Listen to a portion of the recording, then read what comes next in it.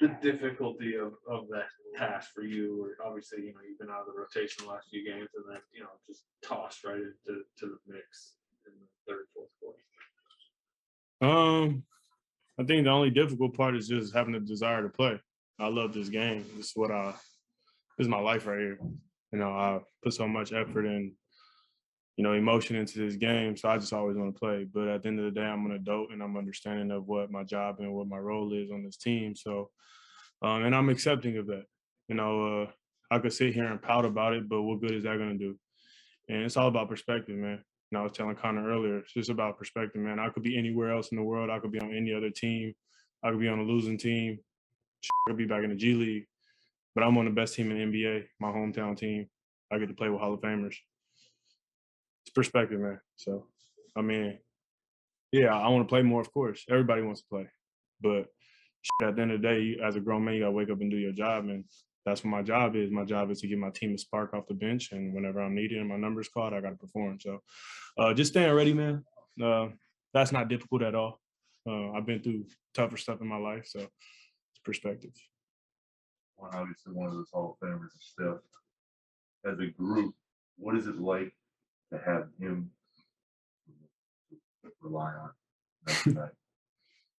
on? I use this comparison maybe last year, but it's like you get into a street fight and you got Mike Tyson on your side. Like, of course, you're going to have all the confidence in the world because, Mike Tyson is knocking people out when you got the best basketball player in the world. And I said this before the season started, I think Steph Curry is the best basketball player in the world. So when you got him on your team, and, that gives you all the confidence, If you got number 30 on your team, any team, I think you're a competitor. You got the best basketball player in the world. And so, it's a lot of fun. It's fun watching him. It's fun playing with him. He makes the game so much easier. He makes the game a lot of fun. I think he's made the game, like Andre said, it's not as masculine anymore. You can smile, you can have fun. So it's a treat to play with that guy. And I embrace and cherish this opportunity that I have to play alongside with somebody like him, because people are going to talk about that man forever when they talk about professional basketball or basketball in general. So just to be a part of what he's doing and the history he's making, the records that he's breaking, it's a treat, man. It's something I'll share with my kids and my grandkids and so forth. What's it like being in two road arenas within a couple nights of each other, be on a team where your teammate is getting MVP chance from the opposing crowd?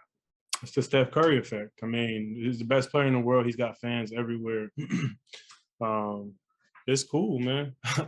There's nothing much to it, but other than just to sit back and embrace it, because it's not every day that you see this type of effect. There's only so many players that have that type of caliber. Mike, Kobe, Bron, Steph, KD. The list isn't very big. So I just sit back and I embrace it, man. I try to live in the moment because, like I said, you don't get to experience these type of things every day. And I've only been in the NBA for 3 years, but I played a lot of basketball in my life, and you don't run into players like that, man. So it's fun.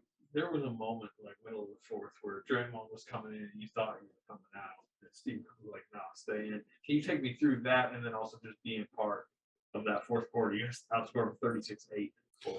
Yeah, I know that, what my role is, and I know my role right now is spot minutes. And so maybe that was me being a little overzealous in expectation to come out, but I'm glad he left me, and I'm glad he trusted me to finish the game and, help our team win. And so that speaks volumes. That's one thing I can say about Steve, regardless of what's happening, in the duration of the game, what my role is. One thing I can say about Steve Kerrs is that he's always believed in me since he's met me. He's always been positive reinforcement. And I appreciate that.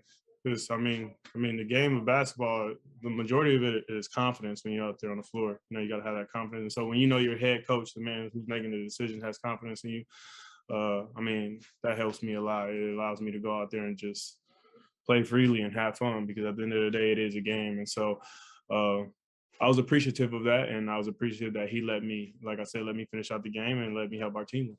What was it like being part of that fourth? 36-8 is about as dominant a quarter as there's been in a long time.